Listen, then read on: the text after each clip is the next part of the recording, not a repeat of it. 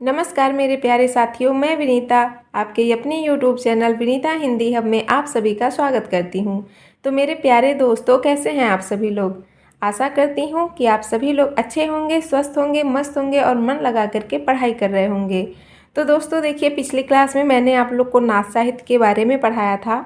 आज का हम लोग का टॉपिक होने वाला है रासो साहित्य। और उसके पहले आप लोगों से रिक्वेस्ट है कि जो लोग मेरे चैनल पे नए आए हैं वो लोग प्लीज़ सब्सक्राइब कर ले मेरे चैनल को।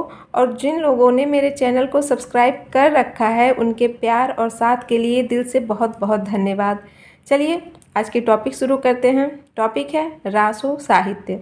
तो आचार्य रामचंद्र शुक्ल ने रासो साहित्य का विवरण वीर गाथा काल के अंतर्गत दिया है। किसके अंतर्गत दिया है इन्होंने रासो साहित्य का विवरण? तो वीर गाथा काल के अंतर्गत। आचार्य शुक्ल के अनुसार वीर गीत परंपरा का प्राचीनतम ग्रंथ बीसल देव रासो है। देखिए, ये आचार्य शुक्ल के अनुसार वीर गीत परंपरा यानी कि जो वीरों के बारे में गीत गाया जाता था उसकी परंपरा का जो प्राचीनतम ग्रंथ है यानी कि सबसे पुराना ग्रंथ है वह कौन सा है?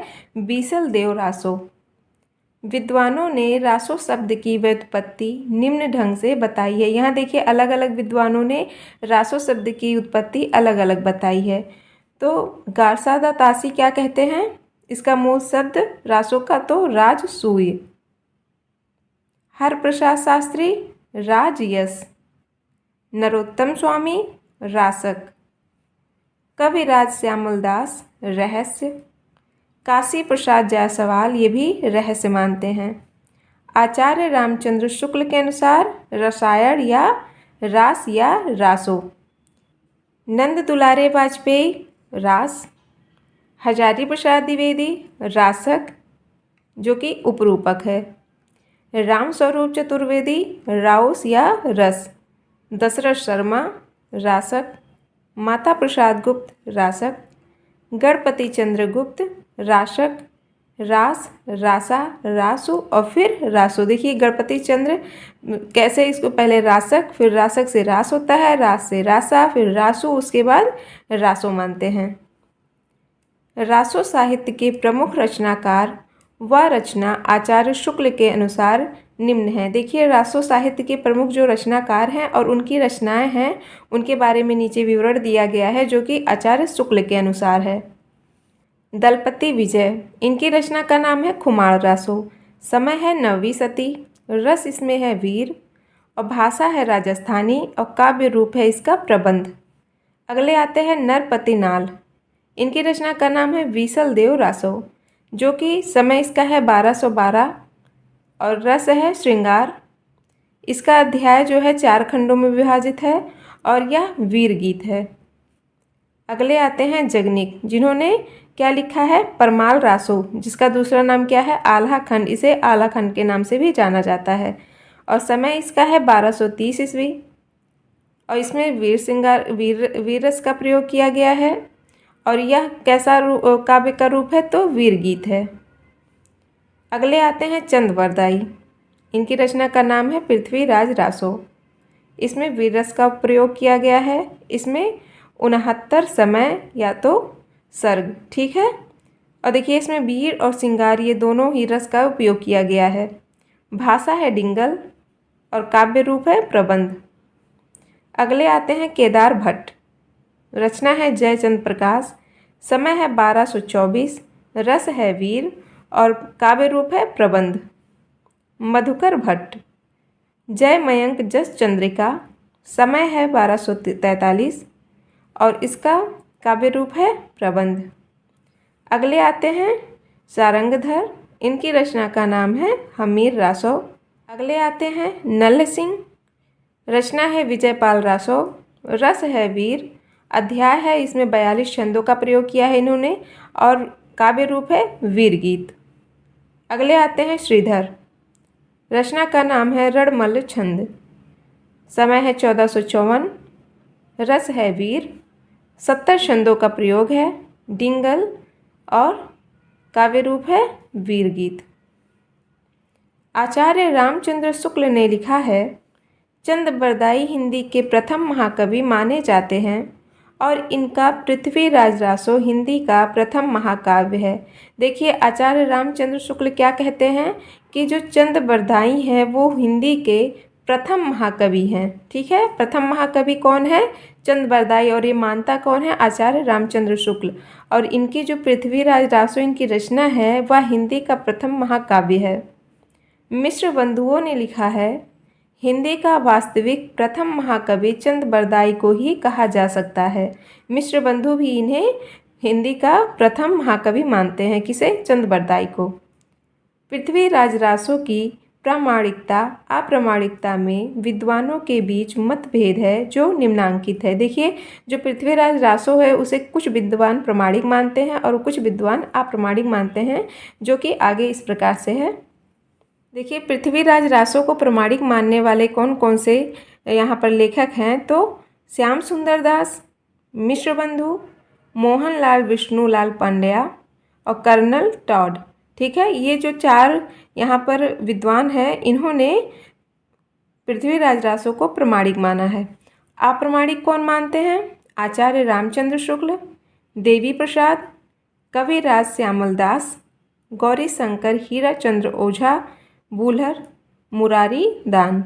और अर्ध प्रमाणिक कौन मानता है? मुनिजन विजय, आचार्य हजारी प्रसाद द्विवेदी, डॉक्टर सुनीति कुमार चटर्जी, डॉक्टर दशरथ ओझा।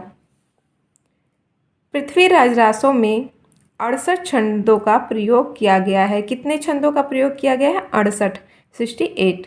मुख्य छंद निम्न है: कवित्त, छप्पय, दूहा, तोमर, त्रोटक, गाहा और आर्या। चंद बरदाई को छप्पय छंद का विशेषज्ञ माना जाता है। देखिए चंद बरदाई को किसका विशेषज्ञ माना जाता है? तो छप्पय छंद का। हजारी प्रसाद द्विवेदी ने पृथ्वीराज रासो को सुख सुखी संवाद के रूप में रचित माना है। देखिए हजारी प्रसाद द्विवेदी ने जो ये पृथ्वीराज रासो है वह किसके रूप में रचित माना है? तो सुख सखी संवाद के रूप में, यानी कि ये तोता मैना। ठीक है, सुख सुखी तो तोता मैना के। डॉक्टर बुल्हर ने सर्वप्रथम काश्मीरी कवि जयानक कृत पृथ्वीराज विजय के आधार पर सन 1875 में पृथ्वीराज रासो को अप्रामाणिक घोषित किया। देखिए जो डॉक्टर बुल्हर है वो किसके आधार पर पृथ्वीराज रासो को अप्रामाणिक मानते हैं? तो काश्मीरी कवि जो जयानक थे उनकी रचना पृथ्वीराज विजय के आधार पर। पृथ्वीराज रासो को चंद बरदाई के पुत्र जल्हन ने पूर्ण किया। देखिए जो पृथ्वीराज रासो है वो चंद बरदाई ने तो लिखा है पर उन्होंने उसे पूरा नहीं किया था, तो उस बाद में उनके पुत्र जल्हन ने उसे पूरा किया। डॉक्टर बच्चन सिंह ने लिखा है, यह यानी कि पृथ्वीराज रासो एक राजनीतिक महाकाव्य है। दूसरे शब्दों में राजनीति की महाकाव्यात्मक त्रासदी है। हिंदी में सर्वप्रथम 12 मासा का वर्णन नरपति नालकृत बीसल देव रासो में मिलता है। देखिए बहुत ही इंपॉर्टेंट लाइन है। ठीक है, इसमें देखिए ये क्या सवाल बनेगा कि हिंदी में सर्वप्रथम 12 मासा का वर्णन किस में किया गया है? तो देखिए नरपति नाल द्वारा रचित बीसल देव रासो में सबसे पहले क्या किया गया है? 12 मासा का वर्णन यहीं पर हुआ था। कय मास बद्ध पृथ्वीराज रासो का एक महत्वपूर्ण समय है, यानी कि सर्ग है। कौन सा है? कय मास बद्ध। आचार्य शुक्ल ने वीर काव्य परंपरा का प्रथम ग्रंथ बीसल देव रासो को स्वीकार किया है। देखिए आचार्य शुक्ल ने जो वीर काव्य परंपरा का प्रथम ग्रंथ माना है तो बीसल देव रासो को माना है। परमाल रासो में आल्हा उदल नामक 2 सरदारों की वीरता का वर्णन है। आलखंड को सर्वप्रथम सन 1865 ईस्वी में फर्रुखाबाद के तत्कालीन जिलाधीश चार्ल्स इलियट ने प्रकाशित करवाया था।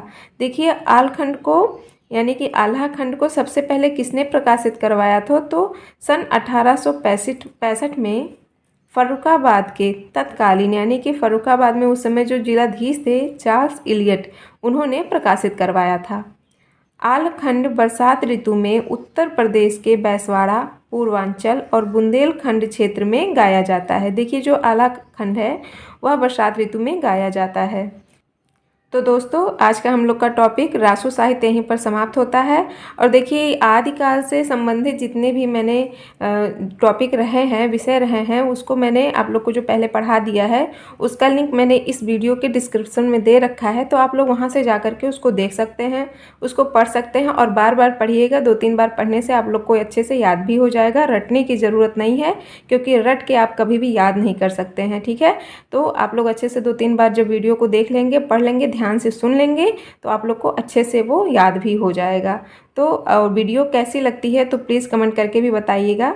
और इसके बाद हम अगले वीडियो में आप लोग को विद्यापति के बारे में पढ़ाएंगे। तब तक के लिए आज्ञा दीजिए। नमस्कार।